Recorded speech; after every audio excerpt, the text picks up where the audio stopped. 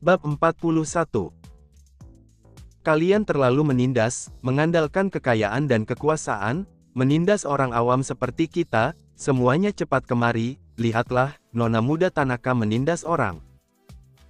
Sana tidak akan mau membersihkan pakaian Dev, dia masih belum mampu memaafkan. Selama ini Dev yang menuruti semua keinginannya, mematuhinya, sekarang mendadak harus tunduk padanya, dia tidak bisa. Saat ini Sana berpura-pura lemah, berharap mendapatkan rasa iba dan bantuan dari orang-orang sekeliling. Plak. Di saat Sana mencari bantuan dari orang sekitar, Yuki melangkah maju dan melayangkan sebuah tamparan, tanpa basa-basi, yang langsung membuat Sana terbengong. Jangan banyak omong, saya ingin kamu bersihkan sekarang juga. Yuki berkata pada Sana dengan nada suara yang tidak bisa dibantah. Sana menutupi wajahnya. Pandangannya menyapu kerumunan orang di sekeliling. Tapi tidak ada yang membuka mulut untuk membantunya. Bahkan ada yang takut. Segera meninggalkan tempat kejadian. Tidak berani berada di sana lebih lama. Sana menatap sikap Yuki yang dingin. Tidak ada pilihan, terpaksa mengeluarkan sehelai tisu, berjalan perlahan ke hadapan Dev, berjongkok dan bersiap untuk membersihkan air liur di pakaian Dev. Dev menunduk kepala menatap Sana, wajahnya penuh tawa dingin, tapi ketika Sana bersiap membersihkannya, Dev malah menghindar. Sana terpana, mengangkat kepala menatapnya. Saya takut tanganmu mengotorkan pakaianku. Selesai berkata, dia menggunakan tisu membersihkan sendiri. Kamu. Amarah membuat dada Sana naik turun, tidak tahu harus bagaimana menyerang balik. Ayo kita pergi. Dev menarik tangan Yuki, melangkah lebar meninggalkan mal. Sana menatap punggung mereka, sekujur tubuhnya gemetar karena marah, menggertakkan giginya berkata. Dev, keparat kau, saya tidak akan membiarkan semua ini. Tetapi Dev tidak mendengarnya karena sudah keluar dari mal. Hari ini kamu galak juga ya, tidak sesuai dengan identitasmu sebagai nona muda Tanaka, jika tersebar keluar, pengaruhnya tidak baik untukmu. Keluar dari mal, Dev berkata kepada Yuki. Saya tidak peduli, saya sebal kalau melihat Sana. Yuki menggertakkan gigi, sekarang wajahnya penuh dengan amarah, kemudian menatap Dev. Kamu terkejut dengan sikapku, tidak, Dev tersenyum menggeleng. Ketika kamu memamerkan kewibawaanmu, keren juga. Kalau memang kamu suka, saya setiap hari memamerkannya. Yuki memutar bola matanya berkata. Jangan-jangan, Dev melambaikan tangan menolak, segera mengalihkan topik pembicaraan dan bertanya. Kamu mendandaniku seperti ini, sebenarnya mau membawaku kemana? Hari ini Indrawan menggelar pesta di Hotel Sawasde. Tokoh-tokoh terkenal di kota Surau akan hadir. Dengar-dengar syarat untuk bisa hadir di sana sangat ketat. Tidak boleh membawa anggota keluarga, tetapi lokasinya adalah hotel kita sendiri. Saya tidak perlu undangan, kubawa kamu ke sana supaya bisa berkenalan dengan orang-orang terkenal itu. Yuki tidak berbasa-basi lagi, mengatakan sejujurnya kepada Dev. Dev tertawa tak berdaya setelah mendengarnya, Indrawan menggelar pesta ini memang untuknya, sekarang Yuki malah ingin diam-diam membawanya ke sana. Apa yang lucu? Yang kukatakan itu benar. Dan kali ini Indrawan menggelar pesta, dengar kabar burung, tujuannya untuk mengenalkan seorang teman pada para bos, sekarang saya menebak-nebak siapakah teman Indrawan itu. Kamu tahu berapa banyak orang yang ingin hadir dalam pesta kali ini, tetapi tidak layak dan tidak memiliki kesempatan. Kalau bukan karena digelar di Hotel Sawasde, saya juga tidak memiliki kesempatan membawamu masuk, kamu harus melakukan yang terbaik. Yuki mengingatkan Dev. Baik, saya pasti melakukan yang terbaik. Dev tersenyum, tidak memberitahu kebenaran padanya, ingin memberinya kejutan. Tanpa disadari, Dev merasakan hatinya mengalami perubahan terhadap Yuki, walaupun mereka berdua tidak mengatakan apapun, tetapi bisa merasakan sesuatu, hanya tidak diungkapkan saja. Bab 42. Rumah Sakit Surau. Kober terburu-buru datang, langsung melempar setelan jas kepada Navarro. Pakai baju ini, ikut aku. Ayah, saya sedang dalam masa penyembuhan, mau kemana? Navarro bertanya bingung. Membawamu menghadiri sebuah pesta, ucap Robert. Tidak mau, pergelangan tanganku patah, sekarang sedang pemulihan, menghadiri pesta apa? Navarro tidak tertarik setelah mendengarnya. Dia pernah menghadirinya banyak pesta, paling-paling makan minum, saling memuji, harus mengenakan jas yang formal, dia enggan pergi. Keparat, kamu tahu kali ini siapa yang menggelar pesta ini? Indrawan Pratomo, semua tokoh terkenal dari kota Surau akan hadir, kali ini kamu harus melakukan dengan baik, di kemudian hari bisnis keluarga Kintan akan jatuh ke tanganmu, tidak boleh gagal. Robert memukul kepala Navarro sambil berkata. Mendengar pesta ini digelar oleh Indrawan, Navarro tidak berani bersuara lagi, terburu-buru mengganti pakaian, tetapi karena lengannya patah, dia tidak bisa melakukannya sendiri. Mana kekasihmu, dia tidak di sini menjagamu, pergi kemana? Suruh dia membantumu ganti baju, pukul 11 siang di Hotel Sawasde, tidak boleh telat, saya masih ada urusan lain. Selesai berkata, Robert pergi. Navarro memeriksa jam, tidak berani berlama-lama, langsung menelepon Sana menyuruhnya segera kemari. Pukul 10:30 tengah hari di depan Hotel Sawasde penuh dengan mobil mewah, tokoh-tokoh terkenal dari dunia politik dan bisnis sudah mulai berdatangan. Mereka saling menyapa, lalu dengan memegang undangan di tangan, berjalan memasuki hotel. Tetapi anak buah dan anggota keluarga, hanya boleh menunggu di luar hotel. Pesta kali ini, Indrawan hanya mengundang kepala keluarga atau para pemimpin, tujuannya supaya mengurangi jumlah peserta pesta, jika terlalu ramai dan ribut, dia takut Dev akan bosan. Dengan tangannya yang patah, Navarro digandeng Sana sampai di lokasi, sesampai di sana melihat begitu banyak bos besar, jantung Sana berdetak keras karena terlalu bersemangat. Kamu berdiri di sini saja, jangan membuat keributan, yang datang kali ini bukanlah orang awam. Robert mewanti-wanti Navarro. Ayah, saya tidak masuk. Wajah Navarro bingung, menyuruhnya kemari, tetapi tidak mengizinkannya masuk. Omong kosong, pesta kali ini yang diundang hanya kepala keluarga atau para pemimpin, apakah kamu layak? Ucap Robert sambil melototi Navarro. Navarro langsung merasa agak kesal. Tidak mengizinkanmu masuk, jadi untuk apa suruh saya datang? Saya sudah hampir mati kepanasan. Mendengar ucapan Navarro, Robert benar-benar ingin menendangnya, banyak orang yang sedang menunggu di luar, apakah mereka semua juga orang bodoh? Ini adalah kesempatan yang sangat langka, berkenalan dengan lebih banyak orang, memberikan keuntungan pada perusahaan, sayangnya Navarro hanya tahu berfoya-foya, tidak memikirkan yang lain. Kuperingatkan kamu, jika saya keluar tidak menemukanmu, kuhentikan uang sakumu setengah tahun. Robert mengancam Navarro, dia takut Navarro tidak senang lalu pulang ke rumah. Mendengar akan menghentikan uang sakunya setengah tahun, Navarro bergetar ketakutan, segera mengangguk. Saya tidak pergi, saya akan di sini saja. Dengan lega hati Robert memasuki hotel, Navarro dan Sana hanya bisa berjemur matahari di depan pintu hotel. Saat ini, Dev dan Yuki tiba. Kamu tunggu saya di sini, saya atur dulu, nanti kita diam-diam masuk dari pintu belakang. Setelah turun dari mobil, Yuki berkata pada Dev. Dev mengangguk. Yuki pergi mengurus sesuatu, Dev berdiri di sana merasa agak bosan, para tamu yang datang adalah kalangan atas, Dev tidak mengenal mereka, hanya bisa memainkan ponselnya dengan bosan.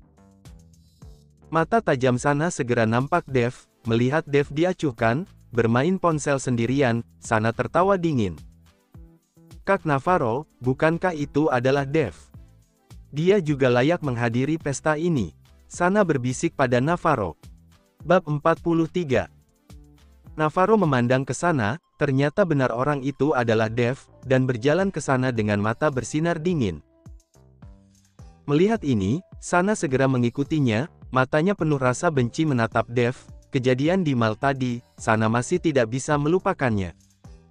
Dev, orang sepertimu layak berada di sini. Tahu tidak siapa orang-orang yang datang ke sini? Navarro menatap Dev, dengan gaya arogan. Mengenakan baju baru, kamu mengira diri sendiri kalangan atas.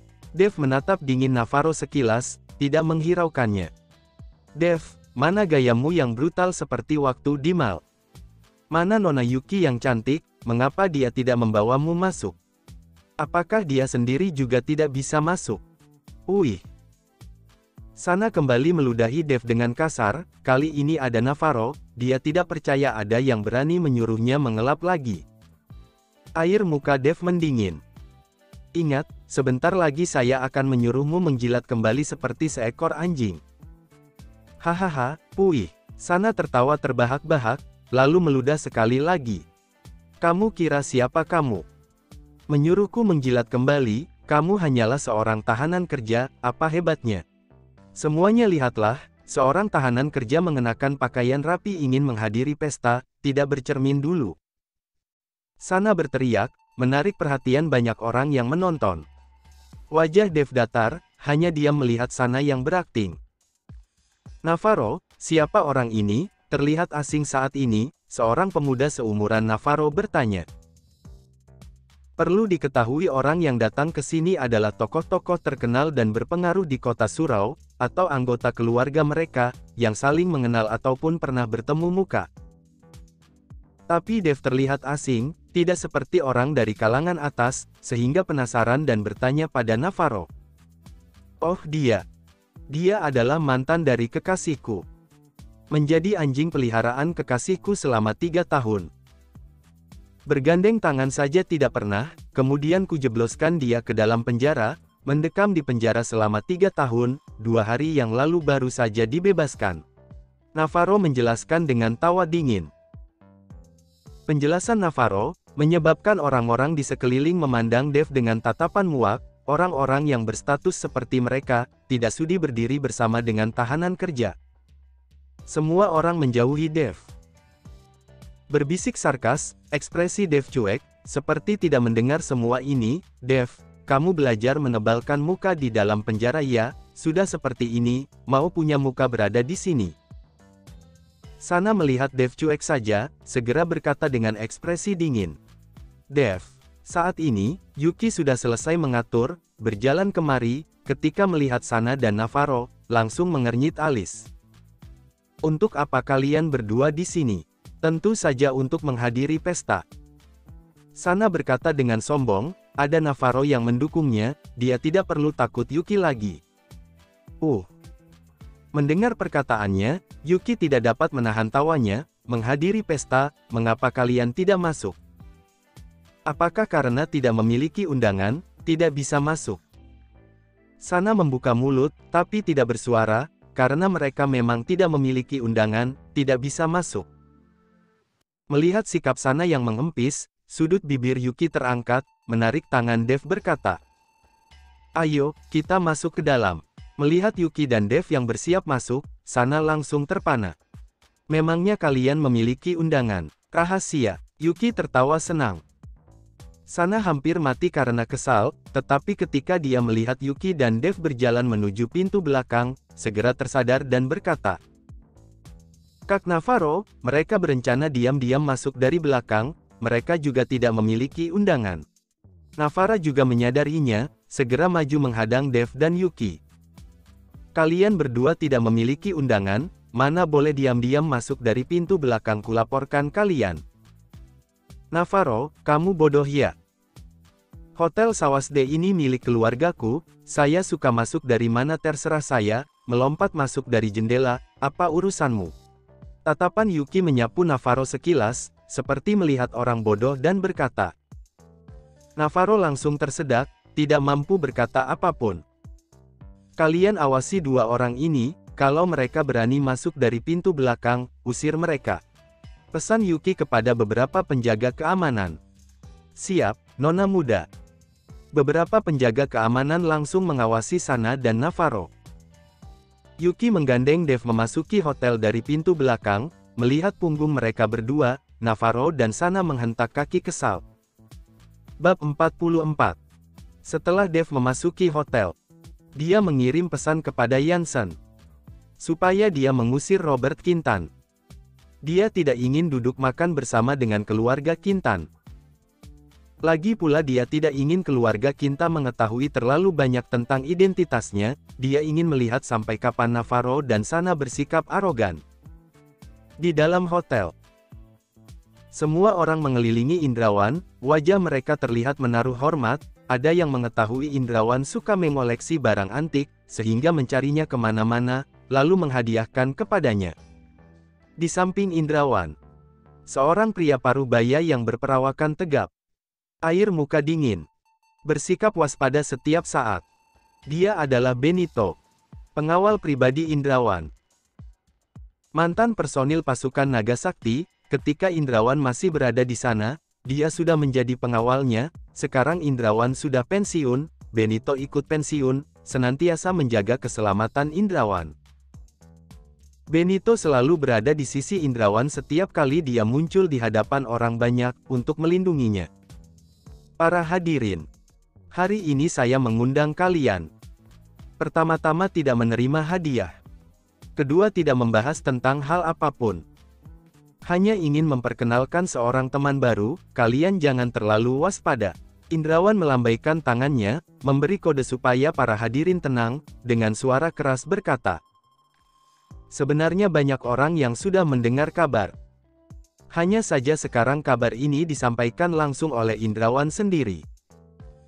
Banyak yang terkejut, tidak tahu apakah orang yang akan dikenalkan Indrawan memiliki latar yang menakutkan, kalau tidak Indrawan tidak akan begitu gembar-gembor. Mengapa Tuan Dev belum datang? Indrawan memeriksa jam, lalu bertanya pada Yansen. Mungkin hampir tiba. Yansen juga tidak tahu mengapa Dev belum tiba. Kemarin sudah diberitahu dengan jelas. Begitu selesai berkata, ponsel Yansen berbunyi, pesan dari Dev. Yansen memberikan ponselnya kepada Indrawan. Indrawan membaca pesan itu, lalu mengangguk sedikit. Pantasan Tuan Dev belum muncul, ternyata begitu, saya yang kurang cepat tanggap. Selesai berkata, Indrawan menatap sekilas Robert yang berada tidak jauh dari sana, yang sedang menunggu kemunculan pemuda yang dibicarakan Indrawan. Bisa dianggap penting orang Indrawan, pasti bukan orang biasa, jika bisa mendapat koneksi dari orang seperti ini, mungkin saja keluarga Kintan akan mengalahkan keluarga Tanaka. Robert sedang berpikir ketika Indrawan menatapnya dan berkata, Tuan Kintan. Tuan Indrawan. Robert melangkah maju dengan cepat begitu mendengar panggilan. Tuan Indrawan, ada pesan apa? Pesta hari ini, tidak cocok untukmu, pulanglah. Indrawan langsung mengusir Robert di hadapan banyak orang. Mendengar itu, Robert terpana, menatap tidak percaya pada Indrawan. Tuan Indrawan, saya. Tetapi Indrawan tidak mendengar dia selesai berkata, langsung melambai tangan. Antar tamu. Melihat situasi seperti ini, meskipun merasa heran, tapi dia tidak mungkin bersikeras tetap berada di sini, tak punya pilihan dia berbalik meninggalkan tempat itu. Kali ini, semua orang menebak-nebak, apakah keluarga Kintan telah menyinggung Indrawan. Saat ini Yuki diam-diam membawa Dev masuk, kedua orang itu sedang mengintip dari pojok ruangan. Kita sembunyi dulu, nanti jika pesta dimulai, kita baru keluar, dengan begitu tidak akan mudah ketahuan. Yuki berkata sambil melongok kepalanya keluar mengintai. Mengapa harus sembunyi? Kalau memang sudah masuk, kita keluar saja terang-terangan. Selesai berkata, langsung berjalan keluar. Yuki kaget, segera maju untuk menarik Dev, tapi tidak berhasil. Sudah datang. Setelah melihat Dev, Yansen berseru gembira. Indrawan mengangkat pandangan matanya melihat Dev, air muka langsung berubah gembira, melangkah cepat berjalan ke arah Dev. Saat ini Juan yang berada di dalam kerumunan melihat kemunculan Dev, lalu Indrawan berjalan mendekatinya, langsung kaget sampai berkeringat dingin. Dia yang menyuruh Yuki diam-diam membawa Dev masuk, sekarang jika ketahuan Indrawan, bukankah gawat? Bab 45. Juan melangkah maju dengan cepat, berusaha sebisanya memberi sinyal kepada Dev dengan tatapan, supaya Dev segera pergi, lalu menghadang Indrawan. Tuan Indrawan, orang ini adalah pelayan hotel kita, mungkin dia salah jalan, masuk sampai ke sini. Yuki berhasil mengejar Dev, menarik tangannya dan pergi, mulutnya berkata. Bagaimana kamu? Tunggu sebentar. Indrawan memanggil Yuki. Yuki berhenti, lalu melepaskan tangan Dev. Tuan Indrawan, ini semua salah saya, pelayan sembarang masuk, nanti saya akan menjelaskan kepada Anda. Keringat dingin Juan mengalir tak henti, takut Indrawan marah. Indrawan terpana. Kamu bilang Tuan Colin adalah bawahanmu. Iya, Juan mengangguk, tapi dengan segera merasa kaget. Tuan Colin. Juan tidak mengerti, mengapa Indrawan mengetahui Dev bermarga Colin. Mengapa memanggilnya Tuan Colin? Iya, pestaku kali ini, tujuannya adalah mengundang Tuan Colin, kalian hanyalah pendamping. Indrawan mengangguk. Kali ini, Juan dan Yuki agak bingung, tidak mengerti apa yang sedang terjadi. Tuan Indrawan, semoga saya tidak datang terlambat. Dev maju 2 langkah, berkata sambil tersenyum. Tuan Colin datang tepat waktu, tidak tahu orang ini adalah. Indrawan berkata sambil menunjuk ke arah Yuki yang berada di belakang Dev. Tuan Indrawan, orang ini adalah putriku, dia dan Dev berteman. Juan memang seorang pebisnis yang berpengalaman, reaksinya sangat cepat. Mendengar perkataannya, Indrawan terbahak-bahak. Pahlawan bersanding dengan wanita cantik, pasangan serasi sedunia. Mendengar perkataan Indrawan, semua orang beramal ramai memuji Dev dan Yuki. Membuat Yuki merona, tertunduk malu.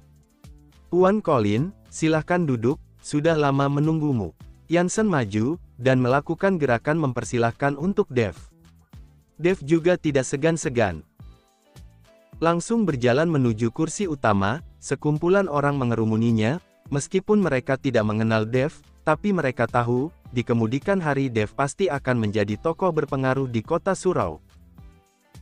Orang yang dihormati Indrawan dan Jansen, dan merupakan menantu dari keluarga terkaya Tanaka, orang seperti ini tidak boleh diprovokasi.